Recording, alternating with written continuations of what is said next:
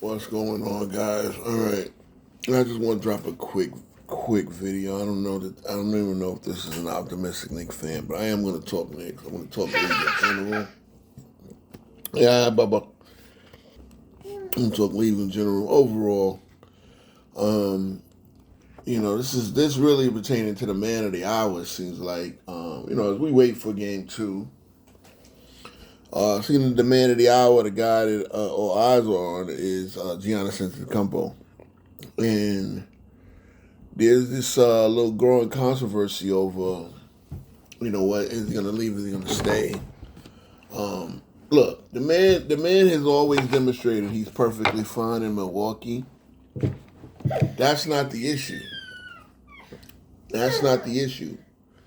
The issue is whether Milwaukee, whether he can, it's about at this point it's about overall legacy, and I get it. Staying in one place, a lot of people don't do it. A lot of people don't do it. It barely ever happens anymore. Kobe Bryant. I'm trying to think. I mean, Reggie Miller did it. I'm talking about a Hall of Fame career where you never left. You were never traded. Come here. You stayed the course. You won. You get your fair share of winning. Kobe Bryant won 5 championships in one place. He was fortunate enough to do so, right? I mean, this is not to denigrate anybody like LeBron, because one thing I always do, whether I agree with LeBron's antics or not, I defend his ability to do what he wants come free agency. And, same thing. Giannis signed a contract. He has 3 more years left on his contract. Giannis has 3 more years left on his deal. And, after the season, I believe. And the issue is that the team that he's on is a little bit in limbo. And the core around him is aged. And the guy that they traded for, they traded a lot of the future for to try to get into a win now mode. Damian Lillard, it will be out for the foreseeable future with an Achilles injury, and therefore, Giannis has now come to a crossroads of whether he should stay in Milwaukee and play in a big market. As I said, Giannis has always demonstrated a willingness to stay. Giannis has always demonstrated a willingness to stay there in Milwaukee. It's not the market. It's not it's none of the fritz and frills has been an issue for Giannis. The issue is whether he playing at an MVP level, and due to the things the team around him, due to the way the league has changed, again the core group around him has aged. He keeps the team good enough where they make the playoffs, and they won't get much help via the draft. You're not going to get any big ticket free agents. You're not going to get any small ticket free agents. I mean, they were able to trade for Kyle Kuzma. Kyle Kuzma was not adequate enough help. Middleton, the injury to Middleton pretty much took a big... So, with all that going on, and I mean, it's almost like similar to a Kareem situation, other than the fact that Giannis has given his team 12 years. He's given the team 12 years. He's given the team a championship, similar to Kareem.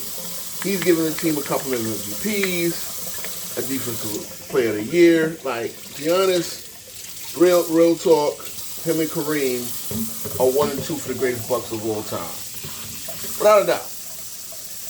And so at this point of his career, obviously moving to the big C It's not about moving to the big market. I think Giannis needs to move. I think the reason why Giannis would okay a move, not push for it, but okay a move, I think it would be great for all parties involved for them to trade Giannis because, again, you're going to get to the point where you're mired in mediocrity. You're mired in that mid 5, 6. I mean, like next year, they'll probably be a 7 seed with Giannis playing at an MVP level.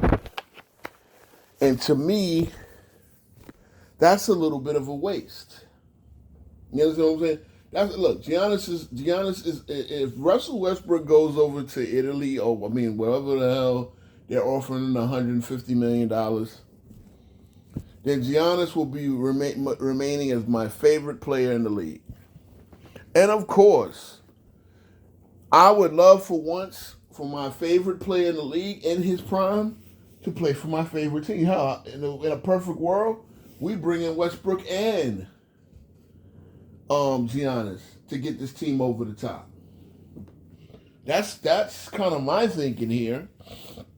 And I know a lot of Knicks fans will probably disagree with me, being that the players have some flaws. Now, the question is for the Knicks is, I've sat there and talked to a lot of people. What happens is there's this narrative that nobody ever wants to come to the Knicks, and anytime the Knicks talk about anybody's team, anybody's player on their team, their favorite team or whatever, it becomes like, I've heard a couple Bucks fans say, "Oh, this is never going to happen." Look, first of all, you gotta think about this. You cannot get in this day and age. You cannot get attached to anybody. I get it. If you're a Bucks fan, you don't want Giannis to go nowhere. You want him to retire a Buck. Again, he's 30. He's 31 years old. He was born in '94. He's 30 right now. He'll be 31 come the beginning of next season. Basically, like as we start next season, he'll be 30 into the season, like early in the season, because he's born in November. He'll be 31. He's got like at least 6, 7 prime years left. If Kevin Durant is still in his prime, and I know Kevin Durant's game is based more off shooting than athleticism, but Giannis, again, with the modern medicine, if you see LeBron doing what he does, there's no reason to tell me that Giannis can't stay in an excellent shape that he is in. And get a second phase of his career. So Giannis got a lot of basketball left to play. The question is, what is the Bucks, again, if he's getting traded, what is the Bucks' path to get back into contentionship? Because I don't see it. I don't see it next year. Again, it could be done. It could definitely be done. But again, the Bucks don't have much as far as draft capital. They traded a lot of that away.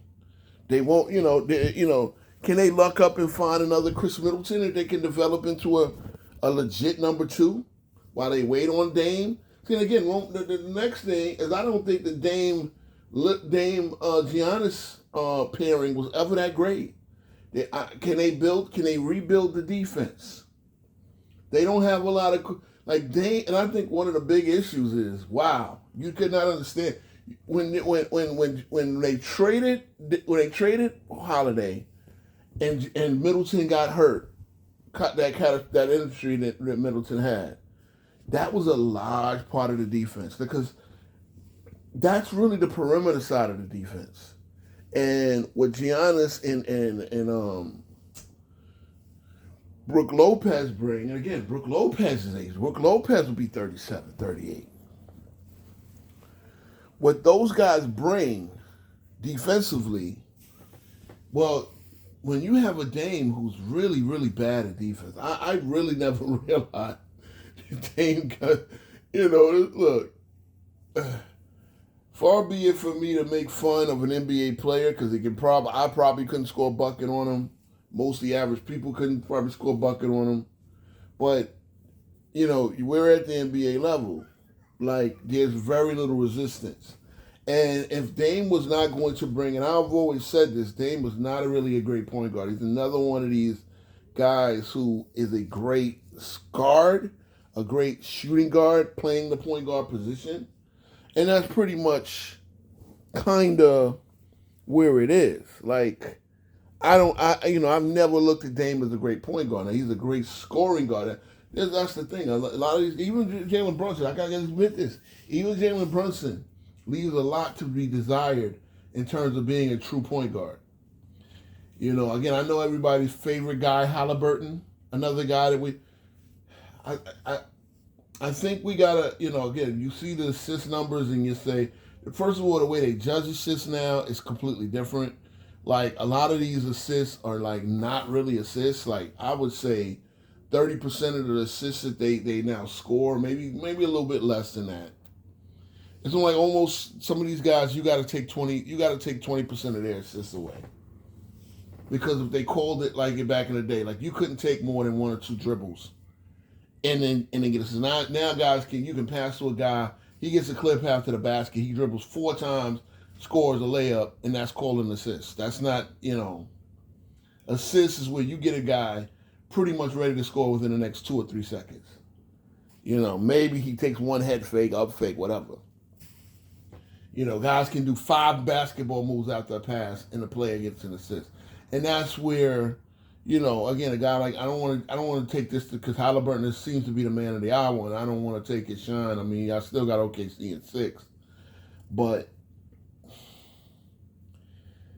Dame, getting back to Dame is like, yeah, these guys of today are not really point guards. They're just not. They handle the ball, they bring it up, they initiate the offense.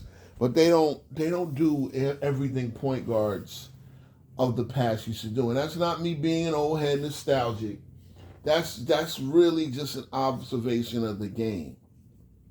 And so that's why this is why I think Milwaukee, and trust me, this is not me being, because by proxy, I root for Giannis.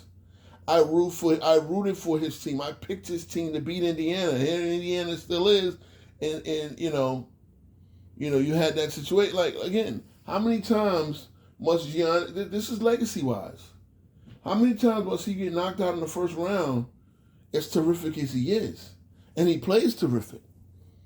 He has to have a specific skill set of a team around him. And I know, right now, if I'm thinking the Knicks making a trade for him and Brunson won't exactly be, we got 2 guys that go downhill with the ball, need the ball in their hands a lot. But Brunson can shoot. He's not a catch-and-shoot player. He's a guy that gets his own jump shot, much like a Dame Lillard. But Brunson right at this point is a better player than Dame Lillard, and that'll have people clutching their pearls. Well, number one, Dame Lillard is hurt, so that's an issue. But Brunson, the last few years with his ascent, he has not only been better than Dame, like, overall, and I get Dame, has his playoff moments and stuff like that, but he has been outplaying Dame head-to-head badly. It's one of the reasons why the Knicks have went from not being able to beat Milwaukee a few years ago to being basically owning Milwaukee. Like, Knicks swept the season series, and I believe from Christmas Day on last year, we pretty much own the Milwaukee Bucks. And again, it's like the issue is again not Giannis wanting to get out of Milwaukee, but Giannis deserving a chance to get to a contender. And again, a lot of people, the Knicks would have to gut their team. Let's get into that point. No, the Knicks will not. No, the Knicks would not, because let's see. Let's just say, and again, I'm one of these guys with fantasy basketball and the other type of trade scenario. Like, I know how to work a trade, right? So in this situation with the cap, if the trade went from Giannis for Cat, obviously you got Cat makes the same way, almost dollar for dollar. They almost have the same contract. It's like a few that, like, basically there's no point in the contract where, like, they're in different minutes. Like, it's like the 100,000s change, but in the millions every year it's the same contract. So they almost make dollar for dollar, which is the basis of a trade, especially when you have 2 teams that could be potentially facing the apron. Now, that means the Knicks would have to throw in more, right? The Knicks would have to throw in more for it to be equal value, and it had to be something that the Bucks would want. Number one, let's not do the shit on Cat thing, because at the end of the day, Cat was an All-Star starter. Cat was an All NBA player this year. Cat shows you shows you what he can be at his best. Can he be the guy that I've always said this. He's basically, you're trading an MVP level for a number two guy, but you're trading for a number two guy who happens to be an all-star, who happens to be a legit perennial all-star. Right? So, the idea is to have Cat be somewhat competitive next year, and then have a situation where between Cat, the ancillary pieces that the Knicks give the Milwaukee, and then when Dame gets back healthy, now you got a team that can go in the playoffs and potentially do something. I mean, again, that's depending on what direction Milwaukee wants to take. Do they want to break it all down? Do they want to keep as much value as they can? Do they want to get as much value as they can? But that's the idea of, because Cat will probably want New York. He would probably want to go to a place that can contend. Again, that don't mean that they have to acquiesce, but just for appearance sakes, you want to give the guy who given you so much, the right to go where he wants to go, and not just, because I'm not sure about what no trade clauses he has in his contract, whether he can veto a trade or whatever. So that would behoove, again, it's up to Milwaukee's management to decide where they want to go from here. But, yeah, so the Knicks the Knicks have 4 rookies whose value is not that great right now. But if you actually do look at potential potential given the contract, you got some interesting pieces.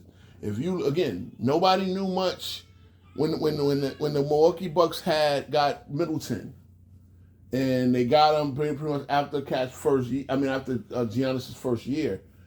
Middleton had been in the league for 1 year. Actually, was a rookie the same year that Giannis was, and they basically developed together. Those two developed together. Remember, that was supposed to be the dynamic duo was supposed to be Cat and Jabari Parker. Remember, Jabari Parker was the second pick in the draft after Cat's rookie year, and unfortunately with Parker, he basically tore both his ACLs, and even though ACL is not supposed to be a death knell sentence, Parker was a great offensive player, not a great defensive player.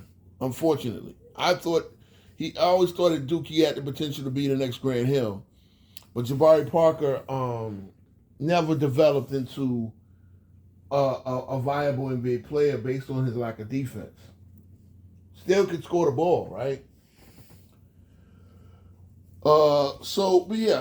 Middleton had pretty much developed alongside Cat, and they became a dynamic duo. They eventually won a championship. Throw in a Drew Holiday, Brook Lopez, Bobby Portis, Connaughton, even DiVincenzo. So those pieces again. That's what Milwaukee. That's what Milwaukee will want to get back to one day. But the problem is, at this point in Giannis' career, you're not getting those type of pieces. You're just not. Again, remember, you traded a lot of draft capital to get Dame, and unfortunately, the Dame situation didn't work out. Also, the Doc Rivers situation didn't work out. So, okay, the Knicks are a team that fired their head coach. They fired their head coach because, yes, the head coach brought them to a certain plateau, and the theory is the Knicks are going to have to upgrade to get over that hump. And again, the part of that is having Giannis Antetokounmpo, as well as a coach that understands modern NBA offense, can do all the things that Thibodeau brought defensively and discipline-wise, preparation-wise, but just really has a better pulse on, finger on the pulse when it comes to offensive basketball. So, again, the talk is about whether he wants to be in LA. You know, look, you're talking about LA, San Antonio, Miami now. Again, if I'm looking at it, the best individual, because again, if you're going to trade Giannis, you better make sure that you have a player. And again, we all know what Karl-Anthony Towns' ceiling is. Personally, I don't think he's ever played to his ceiling. I think Karl-Anthony Towns is one of those guys where you know how good he is. You know how good he can be. And then he frustrates you by not reaching that level every night. Come.